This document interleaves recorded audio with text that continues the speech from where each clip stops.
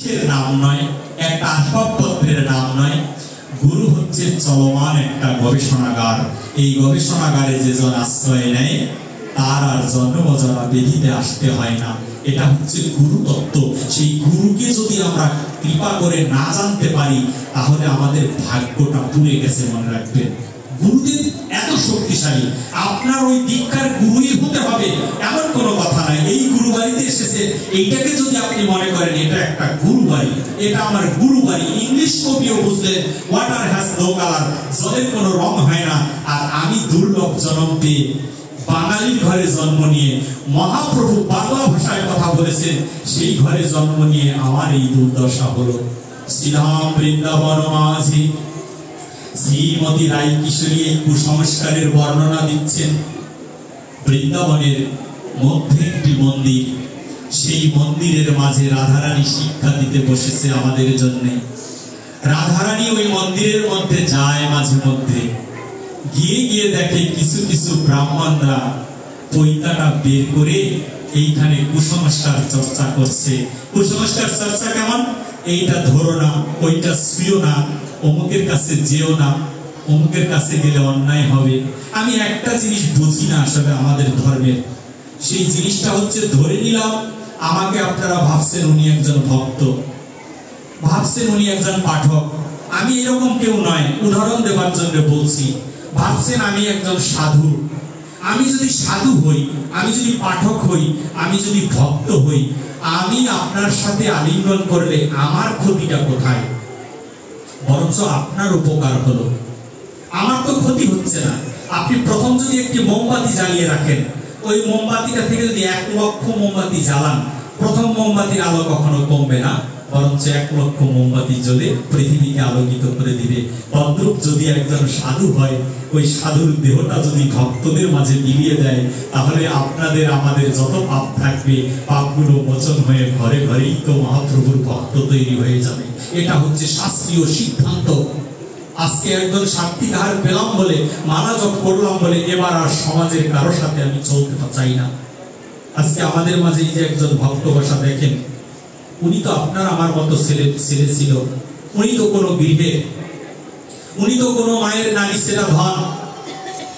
আজকে আপনি আমি দামি দামি রঙের ঢঙের কাপড় পরে আছি। এখন এক এক সময় এক একটা, এই বছর অমুকটা, 1 বছর গোলাপি কিনি, 1 বছর সাদা কিনি, কিন্তু ওনার তো এটার প্রতি লোভ নেই। উনি কোন জন্মে কখন কোন সাধুর কৃপাতে ওনার ভিতরে লোভগুলো দূরীভূত হয়ে গিয়েছে, সেই জন্যই ওনার ভিতরে এই কামনা বাসনা ত্যাগ হয়ে উনি আজকে গুরু গৌরাঙ্গের সেবায় নিজেকে আত্মসমর্পিত করতে পেরেছেন। এটা সহজ ব্যাপার নয়। এখন উনি যদি ভাবেন যে আমি সাধু, আমি ভক্ত, আমি এই গেরুয়া ড্রেস পরেছি, আমার চেয়ে আর বড় কেউ নয়, তাহলে ওনার ভজন নষ্ট হয়ে যাবে। আর উনি যদি মনে করে, হে মাধব, তোমার সেবায় আমি লাগলেন না, আমি তোমাদের ভক্ত সেবায় যেন আসতে পারি, এইরূপ প্রার্থনা যেজন করে সেজনই হচ্ছে প্রকৃত বৈষ্ণব। এই বৈষ্ণবের সঙ্গ করার কথা বলা হয়েছে। বৃন্দাবনের শ্রীধাম বৃন্দাবনও আছে। শ্রীমতী রায় কিশোরী শিক্ষা দিচ্ছে ভক্তদের। মন্দিরের মধ্যে বসে তথাকথিত কিছু ব্রাহ্মণ বসে বসে কুসংস্কার চর্চা করছে। কিছু কুসংস্কার বলছে, জল সংখ্যের মধ্যে জল থাকবে, তুলসী পাতা দিতে হবে। একজন বলছেন ফুল দিতে হবে, একজন বলছে তিল দিতে হবে। আবার এই যে আমার নারায়ণ বাবু, ওনার এলাকায় গিয়ে দেখছি দুব্বা দিয়ে রাখছে এটার মধ্যে। সাথে সাথে প্রতিবাদ করে এসেছি, এখানে উনিও ছিল, যে দুব্বা নাকি দিয়ে এখানে জল শুদ্ধি করছে। আশ্চর্য ব্যাপার, শাস্ত্র গ্রন্থের বাহিরে কাজ চলছে। বলে কি এটা চরণামৃত, পাঠ শেষে বলে গুরুদেব আমাদের চরণামৃত দেন। আমরা কত বোকা দেখছেন। আমি বললাম এটা চরণামৃত, এটা কি চরণামৃত? আপনি কেন জিজ্ঞেস করলেন না যেটা চরণামৃত নয়? আমি কেন চরণামৃত বলে আপনি আমার কাছে হাত পাচ্ছেন, আর আমিও দিচ্ছি, মা নাও চরণামৃত নাও। এটা তো চরণামৃত নয়, এটা জল শুদ্ধি মন্ত্র পাঠ করে জলটাকে শুদ্ধ করা হয়েছে। গঙ্গে চ যমুনে চৈব গোদাবরী সরস্বতী নর্মেদা কাবেরী সিন্ধু জলেস্মি সন্নিধি কুরু। এই মন্ত্র দ্বারা 7টা নদীর নাম এখানে। গঙ্গে চ যমুনে চৈব গোদাবরী সরস্বতী নর্মেদা কাবেরী সিন্ধু, 7টা নদী। 7টা নদী মন্ত্র পাঠের মাধ্যমে এইখানে উপস্থিত হয়েছে। এই জল ছিটা দিয়ে আমি পবিত্র হয়ে আপনাদের সাথে ভাগবত সেবায় আমি অংশগ্রহণ করছি। আর এইটাকে বানিয়ে দিলাম চরণামৃত। এইটা চরণামৃত নয়। এমন কুসংস্কার বৃন্দাবনে রচনা হয়েছে, শ্রীমতী রাধারানী থাকতে পারলেন না যে বৃন্দাবনে কুসংস্কার হবে না। তাহলে এই ভাগবতের আসরকে বলি নবমধুর বৃন্দাবন, এইখানে কুসংস্কার হয়, আপনারা কেন বাধার সৃষ্টি করেন না? তাহলে কি রাধারানীর কথা লঙ্ঘন হচ্ছে না? হরিনামে ক্রিয়া করবে কিভাবে? যেজন হরিনাম দান করেছে শ্রীমতী রাধারানী, তার অবমাননা হচ্ছে, সেটার প্রতিবাদ আমরা করি না। যখনই কুসংস্কার হচ্ছে কেউ তখন প্রতিবাদ করেনি। একমাত্র বৃন্দাবনেশ্বরী শ্রীমতী রাধারানী হয়ে তিনি একটা শিশু মেয়ে বাচ্চা ধারণ করে, রূপ ধারণ করে বৃন্দাবনের অদূরে সেই মন্দিরের মধ্যে গিয়ে দাঁড়ায়। দাঁড়ানোর সাথে সাথে ওই সাধুরা বলে, কি গো, তুমি কোত্থেকে আসছো? স্নান করেছো? বলছে না। তোমার কোথায় বাড়ি? বলছে বর্ষণা গ্রামে বাড়ি। বেরো বেরো, মন্দির থেকে বের হও। বলছে কেন বের হব?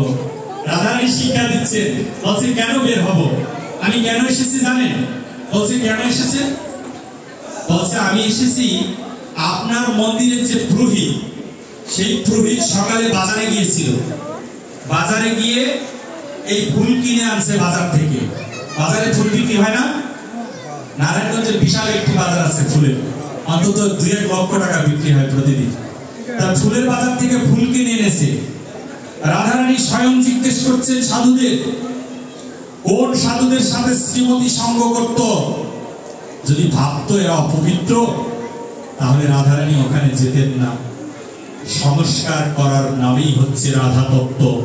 আপনি সংস্কার করছেন না, রাধারানীকে আপনি মানছেন না, তো তাই আমরা সংস্কার করছি না। আর এই জন্যই হরিনামে আমাদের ক্রিয়া হয় না। যখনই ফুলটা নিয়ে গল্প তুলছেন, বলছে হ্যাঁ বলো কি হয়েছে? বলছে এই ফুলটা বাজারে আপনাদের এই ঠাকুরকর্তা বাজার থেকে কিনে এনেছে। আমি তখন বাজারে ছিলাম। রাধারানী বলছে একটা স্বাভাবিক মেয়ে হয়ে এসেছে। বলছে আমি সেখানে ছিলাম। বলেছে হ্যাঁ কি হয়েছে? বলছে এই ফুলের যে গাছ, সেই গাছটা আমি চিনি। বলেছে হ্যাঁ কি হয়েছে তাতে? বলছে ওই গাছটা মানুষের মলমূত্র ত্যাগ করে যে টয়লেট, সেই টয়লেটের পাশে এই গাছটা হয়ে আছে। তো ময়লার মধ্যে গাছ হয়েছে, যেখানে নোংরা মলমূত্র পড়ে তার মধ্যে গাছ। আর ওই ফুলওয়ালা তার থেকে ফুল ছিঁড়ে এনে বাজারে বিক্রি করছে। আর আমি দেখছি এই ফুলটা নোংরা, সেই ফুলটা আপনার মন্দিরের পুরোহিত কিনে আনছে। আর এখন দেখতে এসেছি যে এই পুরোহিত যে ফুলটা কিনে আনলো, এই ফুল দিয়ে কি করে দেখে এত নোংরা ফুল। এবার মন্দিরে এসে দেখি ঠিক রাধা কৃষ্ণের গলায় সেই ফুলের মালা, নোংরা ফুলের মালা ঝুলছে। এইটা জানার জন্য তোমার মন্দিরে আমি এসেছি। রাধারানী শিখিয়ে দিচ্ছেন তাদেরকে। আর ওই পুরোহিতটা বললেন, ও বুঝতে পেরেছি, একজনে একজনে কানাঘুষি করছেন, এবার তো ধরা পড়েছি। তখন বলেছে এই যে জল দেখছো? বলছে হ্যাঁ। এটা কি? 7টা নদীর জল এখানে। এই ফুল যত অপবিত্রই হোক, এই 7টা নদীর জল ফুল দিয়ে যখন